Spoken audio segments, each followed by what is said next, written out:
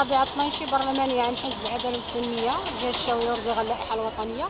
المهم حنا موقفنا راه صريح وراه في البيان بيصدروا حزب ديال العدالة والتنمية الفرع المحلي نهار 16/6 على تداعيات هاد الاعتقالات اللي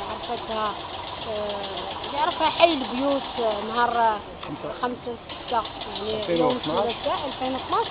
حنا صدرنا البيان واضح يعني في الكتابة المحلية بأنها تستنكر هذا التدخل العنيف ديال القوات العمومية والأمنية حق الشباب اللي هو عنده حق التظاهر.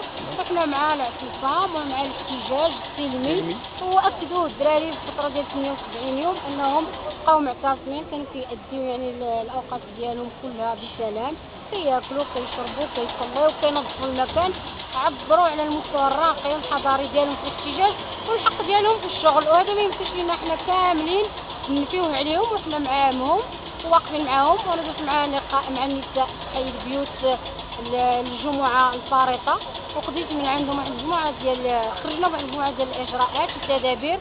أولها أننا درنا رسالة وصلناها للوزير ديال العدل والحريات، وصلنا رسالة للوزير المكلف بالعلاقات مع البرلمان والمجتمع المدني، طلبنا لقاء مع الوزير ديال العدل البرلمانيين ديال الدائرة، ودعينا غادي نطلبوا لقاء مع العامل مع الجمعية ديال نصر المتقاعدين والأمهات الأرامل. تحديدا مع حنا درنا الطلبات وننتظر يعني الرد هذا، وكنطلب انا من جميع الهيئات السياسيه والحقوقيه باش انها يعني تتضامن مع الشباب في هذه المحنه ديالهم.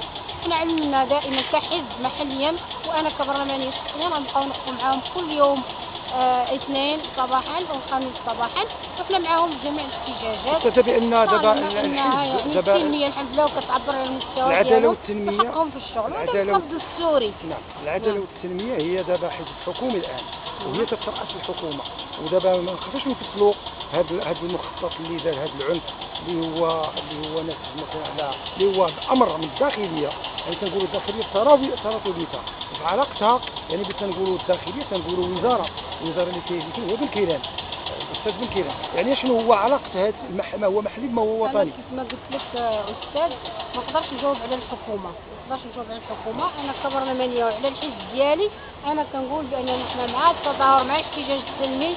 المشروع هذا حق دستوري ما يقدرش حتى واحد ينفيه.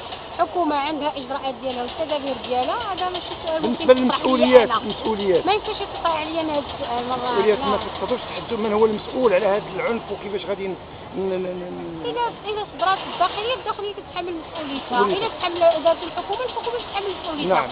أنا كنتحمل مسؤوليتي كبرلمانية كحزب بأنني مع التظاهر السلمي، هذا حق من الحقوق ديالهم.